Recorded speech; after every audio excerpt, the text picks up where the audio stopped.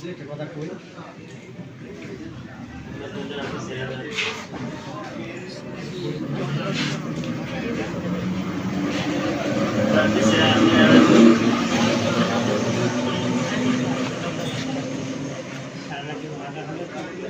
এরকম যারা আসে হয় যারা হয় যারা তারা হইতে পারেন সেই কামনাটা আমি করতে হুজুর একটু দোয়া করে একটু উদ্যোগ করি হ্যাঁ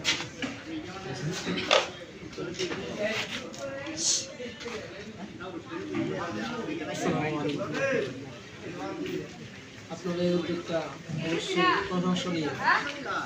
আল্লাহ তাআলা বলেন যে ব্যক্তি অন্যদের সাহায্য করে তাকে আল্লাহও সাহায্য করেন।